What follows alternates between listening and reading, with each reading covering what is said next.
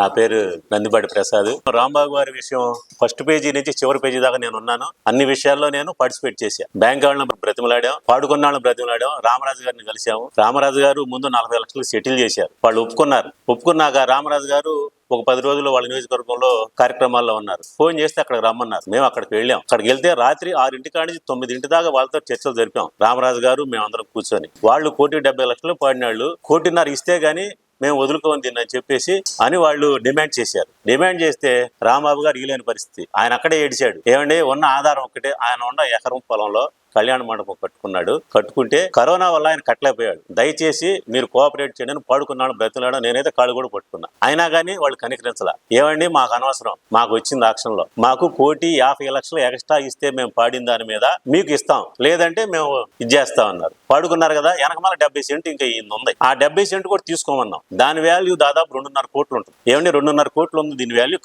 కనుక్కొని మీరే తీసుకోండి, కళ్యాణ మండపం మీరే నడుపుకోమన్నాం. వాళ్ళు ఏమన్నారు, 50,00,000 అయితే ఇస్తాం మేము ఆ 70 సెంట్కి, అట్లయితే తీసుకుంటామన్నారు. మరి ఎంత అన్యాయం అండి ఇది. ఆయన ఆత్మహత్య చేసుకోకపోతే 50 మంది వెళ్ళి ఎమ్మెల్యే గారిని రిక్వెస్ట్ చేసాం. రిజిస్ట్రేషన్ చేయించుకోవడానికి వాళ్ళు వస్తే బాకీదారులు వెళ్ళి రిజిస్ట్రేషన్ అడ్డుకున్నాం. ఏమయ్యా, మీరు వచ్చి పాడుకుంటారు, ఆ వెనకమాలు ఎవరు కొనరో ఆ బాకీలు మాకు ఎవరిస్తారు, మా బాకీలు సెటిల్ చేసి మీరు రిజిస్ట్రేషన్ అప్పుడు దాకా ఆగండి అని చెప్పాం. ఆ ఉద్దేశంతో వాళ్ళు ఆగారు. కానీ ఎమ్మెల్యే గారు ఎక్కడ ఎన్మాలేవు రిజిస్ట్రేషన్ ఆపని ఎక్కడా అనలేదు. ఆయన చెప్పిన సలహా ఏంటంటే, రామరాజు గారు ఆ ఏరియాకి చెందిన వ్యక్తి కాబట్టి మీరు అక్కడికి వెళ్ళి రామరాజు గారితో మాట్లాడండి, వాళ్ళని పిలిపించి మాట్లాడతానని అన్నారు. మరి ఇంత దారుణమైన సంఘటనలు ఇక్కడ జరిగితే మరి ఒక పేపర్లో మన 3వ తారీఖు వచ్చిందాన్ని ప్రత్యేకంగా ఈ మండపం గురించి కూడా రిజిస్ట్రార్ని బెదిరించారు అనే పాయింట్ ఎస్పెషల్ బాక్స్ కట్టి రాశారు. అది ఎంతవరకు న్యాయం అండి? 25 ఏళ్ల నుంచి కాపాడుకుంటూ వస్తున్న పరువుని ఒక్క రోజులో మీరు తీయాలనుకున్నారు. ఇది చాలా అన్యాయం, దురాక్రమం, దుర్మార్గం కూడా. మరి ఎట్లా అండి, ఎంత బాధపడి ఉంటాడు ఆయన? మరి 25 ఏళ్ళు వాళ్ళ నాన్నగారి టైం నుంచి ఎమ్మెల్యేగా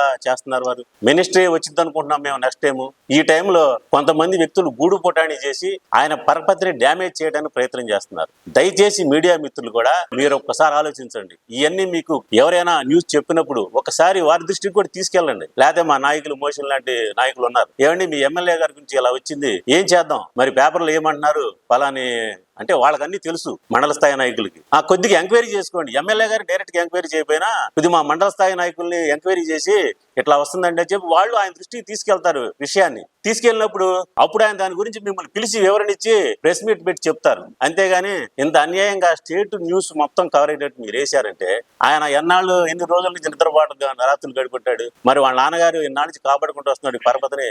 ఒక రోజులో మాకు నమ్మకమైన పేపర్, మళ్ళా బయట పేపర్ కాదు, మాకు నమ్మకం, మేమంటే అభిమానంగా ఉండే పేపరే మాకు ఈ విధంగా చేసిన మాకు ఎంత బాధగా ఉంటుందో ఒకసారి ఆలోచిస్తుంది. 3 రోజుల నుంచి మేము 2 రోజులు తిరుగుతున్నాం దీని గురించి. ఏం చేయాలి, రెట్టేశారు. ఎస్పెషల్లీ మా రాంబాబు మండపం గురించి చేసేసరికి దానికి మొదటి నుంచి చివరి వరకు నేను ఉన్నాను కాబట్టి ఈ విషయాలని మీకు చెప్పగలుగుతున్నా. పైపెచ్చు మా ఊళ్ళో అందరూ వెంచర్లేస్తారు, చుట్టుపక్కల 1-2 ఎకరాలు కొనుక్కొనేస్తారు. ఎక్కడ మేము కన్నెత్తి కూడా చూడడం కూడా. మేము పంచాయతీ బోర్డు సర్పంచ్ ఉన్నాడు, మేము అందరం చూస్తాం, ఒక్క కన్నెత్తి కూడా మేము చూడం. ఎందుకంటే వారి వ్యాపారం వాళ్ళు చేసుకుంటారు. మేము ఎక్కడ వాళ్ళని రూపాయి అడిగింది లేదు. మరి మా ఎమ్మెల్యే గారు చెప్పి ఇలాగయ్యాని ఎక్కడ చెప్పింది లేదు. మేము ఏ పని మీద వెళ్ళినా ఆయన చక్కగా, ప్రసాద్ పలానాళ్ళని కలవండి, ఈ పని అయిపోయింది. ఎవరు వెళ్ళినా మా ఇక్కడ కూర్చున్న వాళ్ళందరూ వెళ్తారు. సార్ మా గ్రామస్తులకి ఈ అవసరం ఉందండి అని చెప్పగానే ఎమ్మడే స్పందిస్తారు. సహజంగా అంత ప్రాపర్టీని పోగొట్టుకున్న వ్యక్తి గురించి మరి పోయినప్పుడు కనీస ధర్మంగా, సార్ 25 ఏళ్ల నుంచి తెలుగుదేశం పార్టీలో వాళ్ళ తాత మున్సిపల్ చేసి కుటుంబం దెబ్బతిందంటే ఎవరైనా మానవత్వంగా ఒకసారి చెప్పడం ధర్మమేగా. తెలుగుదేశం పార్టీ పనిచేసిన వ్యక్తిగా ఒకసారి దీన్ని అంతా రేపు మీడియాలో కవర్ అయ్యేటట్టు చూడండి.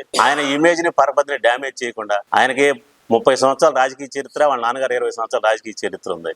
దీన్ని ఒక్క రోజులో డ్యామేజ్ చేద్దామంటే కుదిరేది కాదు. ఆయన గురించి మాకు అందరూ తెలుసు, నియోజకవర్గం మొత్తం తెలుసు. దయచేసి ఏదైనా విషయాన్ని, ఇట్లాంటి విషయాలు వచ్చినప్పుడు మా మండల స్థాయి నాయకులతో చర్చించండి, ఇట్లా జరుగుతుందని. అంతేగాని మీరు మెయిన్ పేపర్లు వేసి దీన్ని ఇట్లా చేయడం చాలా దుర్మార్గం అండి. మానసిక క్షోభను గురి చేస్తున్నారు. ఆయన వత్తదనుకున్న మంత్రి పదవిని అడ్డుకోవడానికి ప్రయత్నం చేస్తున్నారు. దయచేసి ఆయన గురించి తప్పుగా రాయొద్దు. మరి మీరందరూ దీన్ని మీడియాలో, పేపర్లో కవర్ చేసి మాకు సహకరిస్తారని కోరుకుంటున్నాం. Thank you sir.